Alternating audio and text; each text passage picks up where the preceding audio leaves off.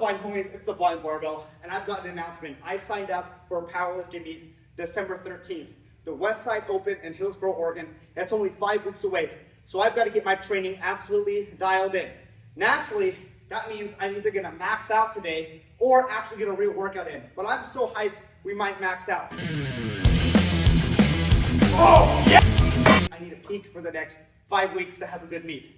Peaking honestly isn't that hard for powerlifting. Basically for me it means I switch to singles, especially on my deadlifts. And I'll take 3 singles each training session and I'll just add about 10 pounds every single week to those singles.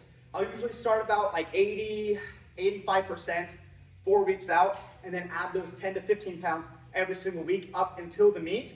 And then my heaviest single is going to be about a week and a half out if I am actually programming right. If not, then I'll max out like 5 days before. Not ideal, but I have done that in the past. Now when it comes to my volume when I'm peaking, usually what will happen is in my off season or just my regular training, my volume work is gonna be anywhere from 5 to 12 reps. Usually between the 5 to 8 reps for my volume work, but when I'm peaking, I'll usually go down to sets of 3 to 4. I don't really like doubles. I don't get excited for those. I don't have good training sessions when I do doubles.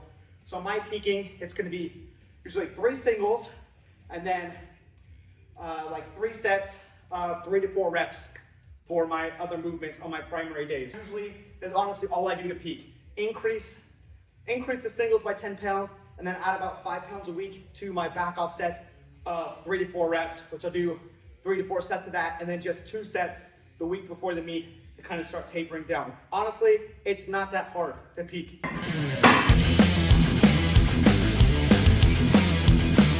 Something that people do mess up a lot is their accessories when they're peaking. Like a lot of people will stop pushing their accessories way too early.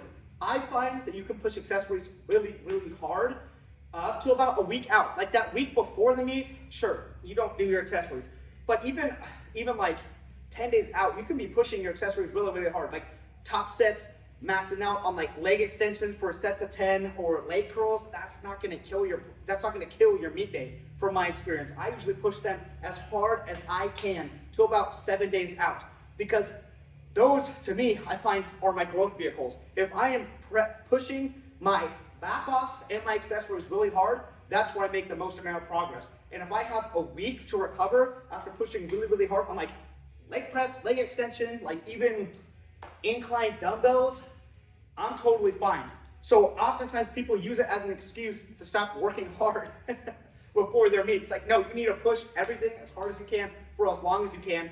And then when you taper and you have that peak week, your body's going to recover from all that stimulus and put together an amazing meet. So basically, don't sandbag your accessories just because you have a meet coming up. Trust me, you can push them freaking hard, okay? Harder than you think for longer than you think, and you're going to be just fine. In fact, you'll make more progress long term just by having that attitude of treating your accessories like a bodybuilder. Just go freaking hard, man. Like that's really what drives growth, what drives strength, is consistent hard work on everything.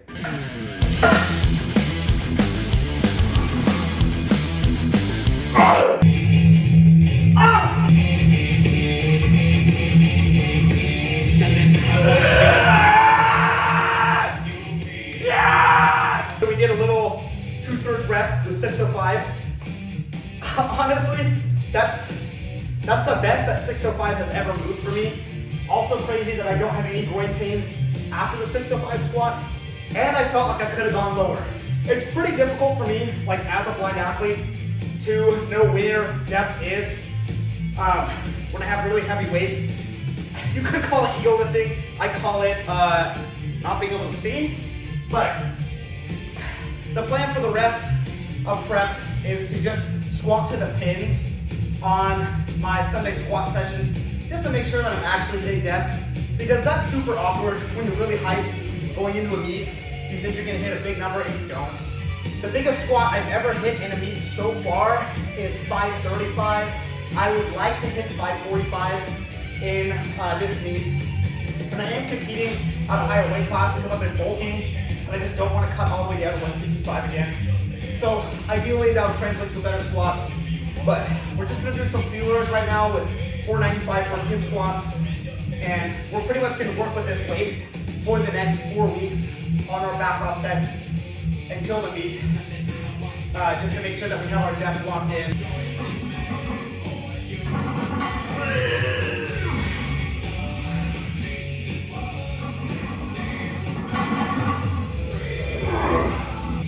I hate doing doubles, but I am doing doubles today for back offs.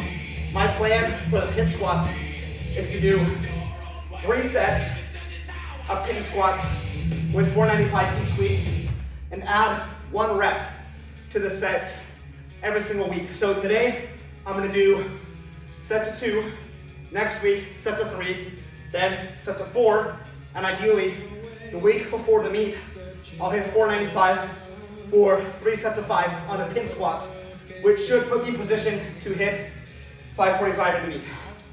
That's the game plan. Super simple. What's great is today, I feel like I could get an all-out set of 5, but I don't want to gas out week 1 of the block. I would rather leave some room for growth on my back offs, since that's really motivating. Knowing that you have the confidence to go 1 more every single week puts you in a good position to peak at the right time.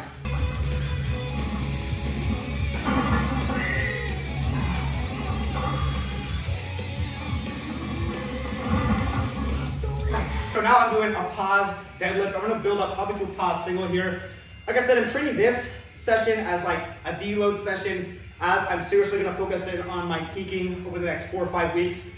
But to add on to the peaking discussion, one of the most important things that you need to do while you peak is ensure that you have continuous momentum all the way into the meet.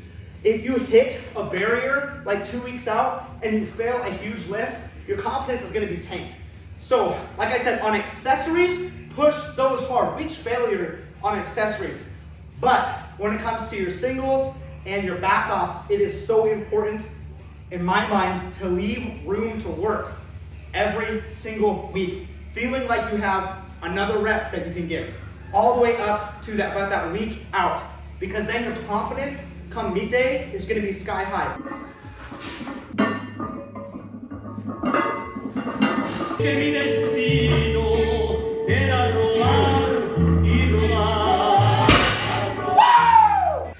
All right, blind homies, that was the session for today. Built up to a top single, hit some back downs with 495, and then built up to a top pause single on deadlifts.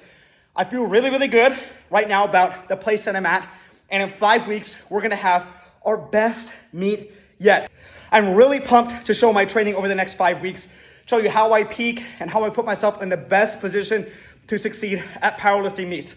If you're struggling with your programming, I did release an app, the Blind Barbell Coaching app, which you can snag. I'll link it down below to help you with your programming if you're trying to become the strongest person possible. It's actually gonna be the app that I'm using as I coach myself into this meet. With that being said, stay tuned. Huge lifts coming over the next month. Let's make some great things happen. The Blind Barbell. Catch you in the next one.